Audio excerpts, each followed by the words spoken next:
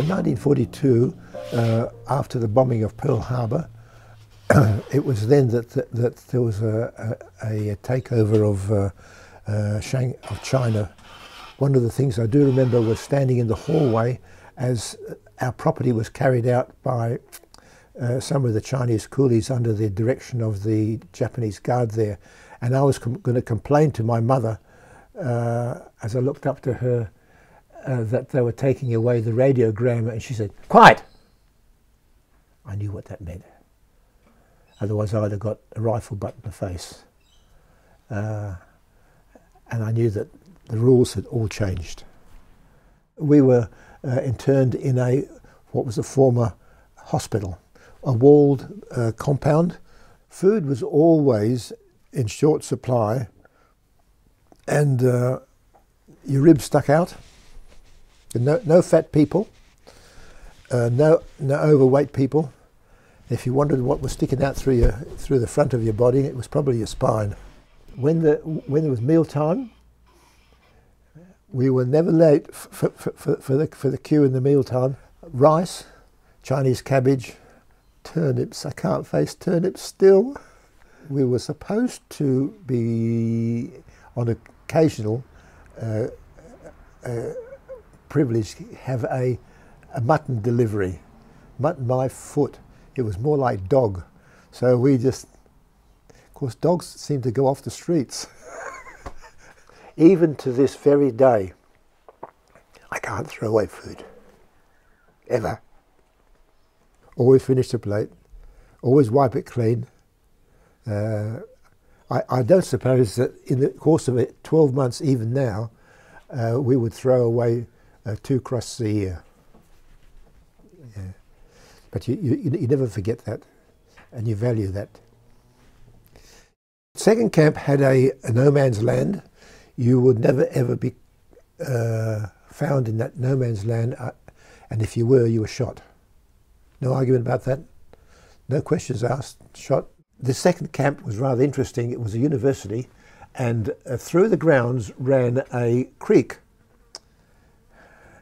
My word, you learned all about fishing. You could make fish hooks out of anything. I can remember making fish hooks out of clothes peg wire that was a steel wire. When you got sick, you were very lucky to survive. People just dropped dead from malnutrition. Making their bed, they just collapsed and died. The air raid that occurred that morning, it was furious. Hawker Hurricanes, they were known as P-51s. This particular P-51 came across the camp area. We were just outside the camp, outside of the city, and it was possible for the aeroplanes to do that. And it was hopping over the telegraph wires. And we were at school, and we heard this darn great roar. And I can remember going out through the windows, because it was a single-story building, out through the windows, and I looked up, and there was this P-51 just coming into view. It banked, and I could see the pilot go like this, and we were all waving like crazy. And that was one of the very special things that I do remember about near the end of the war. I knew what I wanted to be when I was 7. That sounds very unusual. I wanted to be a marine engineer, and when I grew up a bit further on, I just couldn't help waiting to get my hands on anything mechanical. And then ever since then, I've been in the engineering stuff. And when you look around here, I just can't let go of it, and I love it. Yes, I suppose it wasn't unusual for a person who'd had that experience with the enemy force and being interned to have felt some degree of resentment, and it took a long time. And after the war, I would really say that I could not entertain buying a Japanese product. No such thing as a good Japanese anything, and the British cars were the only cars, in my opinion, that was worth being behind the wheel of.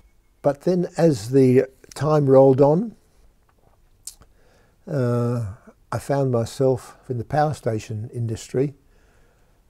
I realised how much they were part of our Australian way of life. And it was when my wife went to Europe and on the way to Japan that things changed. Just outside of Tokyo, my wife said to her daughter, who was sitting next to her, "Would it be nice if we could say thank you in Japanese?" And my daughter said, "Yes, it would." So my wife leant over the aisle a few minutes out from Tokyo and asked this Japanese person, "How do you say thank you in Japanese?"